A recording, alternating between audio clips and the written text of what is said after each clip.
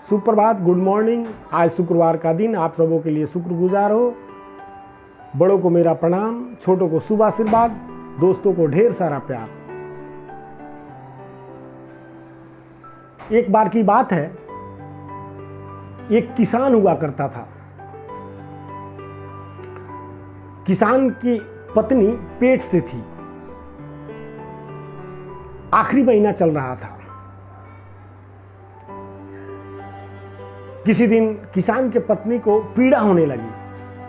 किसान जब खेत से घर वापस आया तो देखा कि उसकी पत्नी पीड़ा से कराह रही थी, दर्द से। फिर वो दौड़ा हुआ बगल के गांव में गया जहां एक वैद्य जी हुआ करते थे।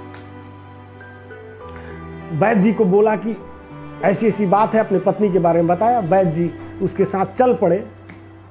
पहले के ज़माने में वैद्य जी लोगों का काठ का बक्सा हुआ करता था, जिसमें वो अपने जांच करने के साधन सभी सामान रखते थे। तो वो काठ का बक्सा किसान लेकर उनके साथ चला गया। आज के डॉक्टरों की तरह ब्रीफकेस, सूटकेस, बैग नहीं था। मैं पहले के ज़माने की बात कर रहा हूँ, जब एलोपैथी का विकास नहीं हुआ था, होम्योपैथी की विकास नहीं हुई थी, तब की बात है। वैद्य जी आए उसके घर, देखे कि हाँ, इसकी पत्नी तो सचमुच बहुत परेशान है। फिर वैद्य जी उसके कमरे को बंद किया, चारों तरफ से अपना इलाज शुरू कर दिया। किसान गेट के बाहर ही तड़पता रहा, बेचैन रहा। जैसे जैसे उसकी पत्नी की पीड़ा बढ़ती, किसान का बेचैनी भी बढ़ता जा रहा था। कुछ मिनटों के बाद वैद्य जी ने उस कमरे का खिड़की का एक पल्ला खोला। बोला, सुनो, ये कांटी है क्या? ये कांटी दो। किसान अपने मन में सोचा कि भाई, मेरी पत्नी तो अभी बहुत परेशान है, पीड़ा में है। मैं वैद्य जी को लेकर आया, मैं वैद्य थोड़ी नहीं हूँ, लेकिन कांटी मांग रहे हैं तो दे दो। इसकी यही जाने कोई तो उपयोगिता होगी, तभी तो कह रहे हैं। फिर किसान लाया, उनको कांटी दे दिया। फिर उन्होंने खिड़की के को बंद कर लिया। फिर 5-7 मिनटों के बाद फिर, और इधर किसान बेचैन था। जैसे जैसे उसकी पत्नी की पीड़ा बढ़ती, चिल्लाती, वैसे वैसे इसकी बेचैनी बढ़ती जाती। फिर सोचा कि आखिर वैद्य जी कर क्या रहे हैं, इतना देर क्यों लगा रहे हैं? बोला भी तो, ये कांटी मांगा, ये खिड़की का एक पल्ला खोल करके। फिर ठीक है, चलो जाने दो।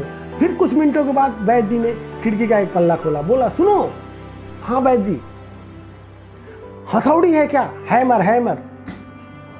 किसान अपने मन में सोचा कि जाने दो, वैद्य जी हैं, मुझको क्या पता। अरे उसमें उसकी पीड़ा बढ़ती ही जा रही है, अब ये कुछ ना कुछ तो तरीका होगा। जो वैद्य जी हथौड़ी मांग रहे हैं, दे दो, इसमें दिमाग क्या लगाना, क्या पूछना, वो नाराज हो जाएंगे। ला करके हथौड़ी दे दिया वैद्य जी को। फिर वैद्य जी ने खिड़की को बंद कर लिया। फिर बाहर किसान, वो बेचारा तड़पता रहा, बेचैन रहा। कभी इधर जाता, कभी उधर जाता, कभी इधर घूमता, कभी इधर घूमता, कभी उधर देखता। जैसे जैसे उसकी पत्नी की पीड़ा बढ़ती ही जा रही थी, तब तक उससे इसकी बेचैनी भी बढ़ती जा रही थी। अब क्या करूं, क्यों कील मांगा, फिर हथौड़ी मांगा। फिर कुछ मिनटों के बाद वैद्य जी ने खिड़की का एक पल्ला खोला। बोला, सुनो, आरी है क्या?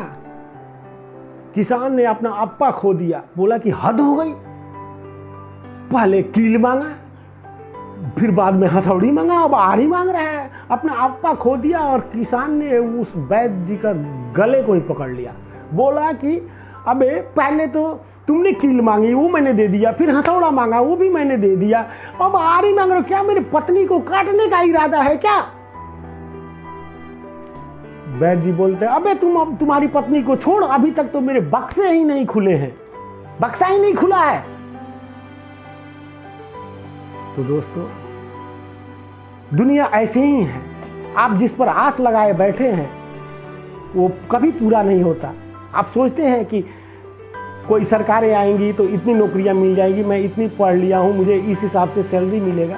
तो ऐसा सोचना शायद ठीक हो सकता है, लेकिन मुझे लगता है कि ये 100% सही नहीं है। आप क्यों करेंगे नौकरी? आप अपनी खुद की नौकरी क्यों नहीं करते? आप सेल्फ डिपेंडेंट कब बनेंगे? आप आत्मनिर्भर कब होंगे? जब आप नाबालिग थे, 18 वर्ष से पहले, तो आपके माता पिता ने विरासत में ये सब कुछ दिया। तब कब आप समाज में अपने को शान शौकत के हिसाब से पेश करते हैं?